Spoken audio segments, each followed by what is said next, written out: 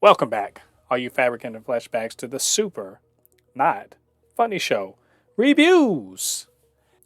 And today we're reviewing Reservation Dogs Season 2, Episode 10, the season finale, entitled I Still Believe, coming to you from Hulu and FX. So, was it good? Was it bad? And should you be watching? I hate to say this. We are at the end of the road for Season 2 of Reservation Dogs. Man, this has been quite a journey this season. We just saw in the previous episode, just kind of the fact that you know the Reservation Dogs, the Rez Dogs, they were sort of in a bad place. So much so that Willie Jack goes to see her aunt to get some advice about what to do about it, and also to try to give Daniel's letter to her.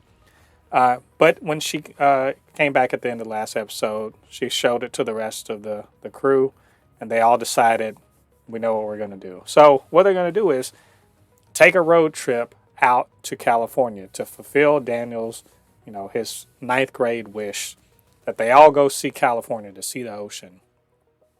And so this episode, what really kind of surprised me, but I guess I shouldn't have been surprised because I feel like they were sort of foreshadowing this in a lot of the previous episodes. But really, finally, really seeing Daniel as a person. Not just a person in retrospect or whatever, or just kind of a memory, but an actual person. And we get to hear his voice. And I want to say that's super effective. Like, I knew as soon as I started hearing Daniel talk, to sort of say what he wrote in his letter, I knew like this was going to be an emotional roller coaster, and it got me from the very beginning. I this episode is essentially it's a road trip. They make it out there. What does it mean? What's this odyssey of theirs mean for them emotionally, personally? Can they get some closure?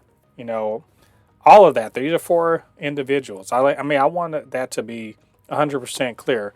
These are four different people who have all been dealing with Daniel's death in a different way, whose lives have all been changed, very in a similar ways, but they've all sort of gone their own way about how they internalize it and deal with it, and we get to kind of see them all at the same time arrive at that that bit of closure, and in the process, of course, they have a little adventure along the way.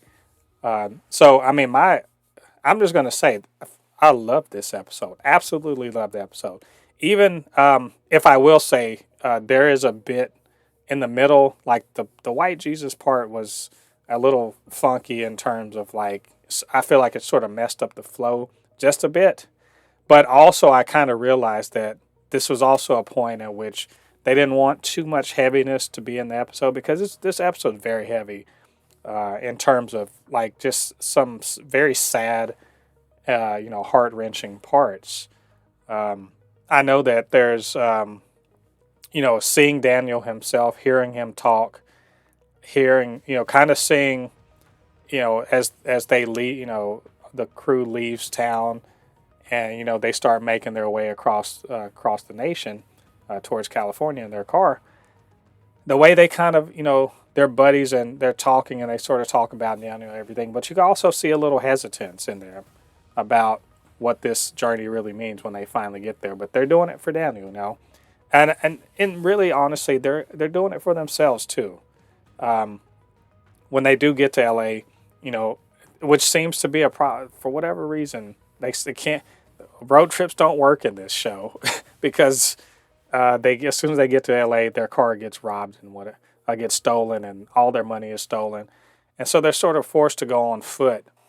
To the beach, and they run across who they call White Jesus, who's the guy that, he's sort of dressed like that and says all this stuff, and he seems sort of like some spiritual guide. And given that, in this show, there have been actual spirits, I was like, is this actual, some version of Jesus or whatever that's a spirit ancestor or whatever? But it's just a homeless guy that sort of puts off a good aura.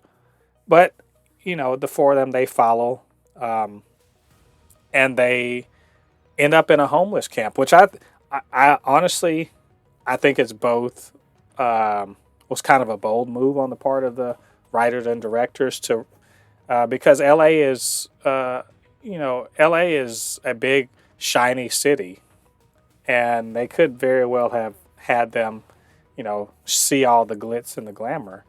But instead, they chose to show some of the, not so good parts of LA, which is, the homeless camps and everything. And I think this is a very effective, it's a very effective storytelling tool in the sense that, you kind of see more who this, white Jesus is. And, he's a homeless guy or whatever, and maybe eccentric, but also extending a helping hand to four teenagers who really needed it. And being a kind of a weird, wayward guide, of course, but also to sort of show that this whole, their dream of going to California, maybe it's not as, paved with gold as maybe they were thinking it was. There is an aspect of the big city life that is very alien to them and was something they were sort of trying to roll with, but also seeing, especially when the camp was broken up by police, that, that their lives, were pretty good back at the res, but also that, the big city life isn't all it's cracked up to be. And I also really liked it. I'll go back a little bit when they talk about being from the res when they go to the Mexican restaurant, and Cheese, sort of lays out all of the characteristics, and just basically sounds like economically depressed, sort of like, place where nobody really has a lot of opportunity. And the woman that takes the order is like, yeah, that sounds like I'm from Rez too. And again, very interesting bit of commentary, social commentary. And I'd also even say sort of, pointing to the reason why, for some of us who are not natives, who still feel a lot of resonance with the things that have been portrayed in the show, because some of us have been from backgrounds that maybe we weren't from reservations, but we were from kind of hard luck, low income, low opportunity situations. And that's why maybe at least I know for me, does really kind of speak true, even if that's not my specific cultural background. A very nice little touch there.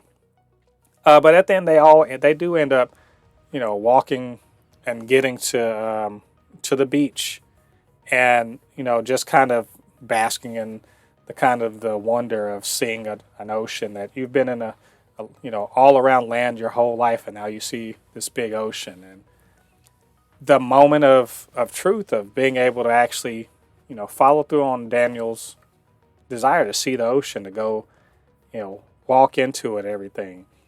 And just the sort of the way each of them embrace it, and Alora being, sort of hesitant because she's afraid, she doesn't want to give, to be, for Daniel to be gone.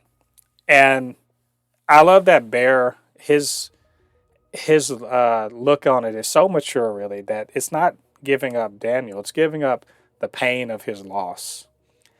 And just that little bit of encouragement, and that encouragement from Willie Jack and Cheese, really to take their shoes off to really try to get there and walk into the water, was just, I think, just perfect. Really, just perfect to me, because they've all kind of grown up. They've all been in their grief, and they're at the end of their journey where that grief can be shucked off.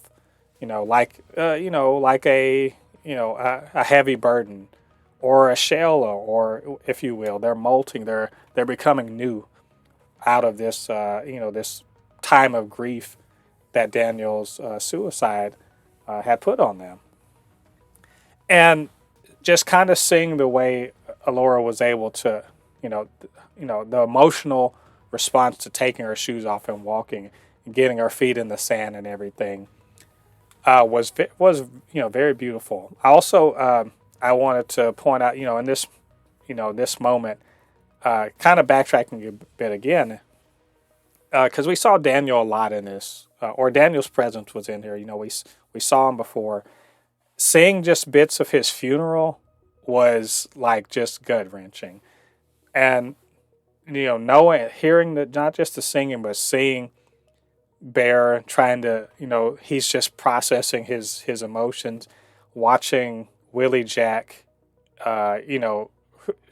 she really trying to hold it together. Same way we saw with the prayer scene in the previous episode, and seeing the moment where she just can't hold it anymore. She can't be strong anymore, and she has to.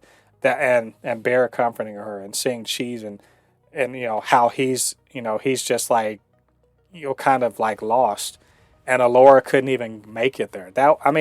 All of that was just it was just like so pitch perfect, and not just revealing their characters and how that initial loss really was sort of steering them in their certain directions, but also to tell us just how big of an impact Daniel his loss was, who that he was to them. So that all dovetailed into the bit where Cheese was, praying, and just such a vital and like heartfelt and really like just a tear-inducing prayer from Cheese. And I think because he's such a deep and thoughtful character, to hear him, really kind of articulate how he was mad, but also missing him, and having this big part of him missing, and for all of them, how it affected Bear and Alora and Willie Jack. It was just so like perfect. And then finally the moment when they go out into the water, and that cold ass Pacific water, and to see Daniel in their group hug, it's one of those moments where I didn't think we'd see Daniel, but to see him made all the sense in the world. Like his spirit finally, of all the spirits they've seen before, his spirit finally comes and joins them, and they can all see him and kind of say goodbye to him for the last time, and embrace each other, because they're a tighter group. He's gone, they're a tighter group than they were before. It's the catharsis there was just completely on point. And so at the end, they've come, they've seen, they've done what they meant to do, and they got to go back. But Bear's not going to go back. So, and they still got to find the car and everything. So what does that all mean? All I know is that no money, no car, no real way to get back home. The Rez Dogs, they have each other, and they're going to be 100% fine. They are going to make a way.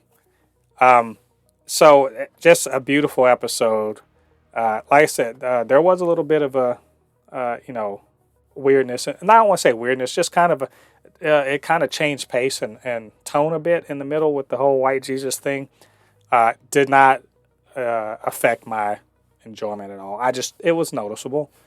But overall, just a great episode. Great way to end the season. Lots of emotion in there. And overall, for the whole season, just this season has been. They were saying it was going to be experimental, and sure it was. They did some things. They did road trip stuff. They brought in some new faces for guest stars. They focused on other characters who weren't the Rez Dogs, and I think it pretty much was a success. I did not dislike any episode of this season. I did not think anyone was wasted. I feel like they did the right thing of expanding side characters. They really gave each of the main characters a real feature, so that we can see more and more of them. They are just doing everything right narratively with this show. I could not ask for anything more. The only thing is, I'm just disappointed I have to wait a whole year to see what the Reservation Dogs are up to again. But probably just going to have to go rewatch these. But overall, great finale, great show, and God, I can't ask for anything more. So anyway, those are my thoughts on the season finale of Reservation Dogs Season 2. So what did you guys think about this episode? And what do you think about what I had to say? Get down to the comment section. Let me know what you're thinking. And of course, you can always hit me up, supernotfunnyshow@gmail.com or at supernotfunnys1 on Twitter. And, do me a favor, get down and hit that like button on this video. It'll let the algorithm know what people like to watch, and they'll recommend it, and hopefully more people watch this review. And of course, hit that subscribe button and hit the notification bell. All right, all you Fabricants and Fleshbags, thanks for joining me on this review. Come back to the channel. We got plenty more reviews to come, because there's plenty of TV. The TV season has just started. So you guys go check all that out. Until then, I've been Mo Poupée, your resident fabricant and comment extraordinaire on all things pop culture. And I'll see you guys on the other side of the thread. Peace.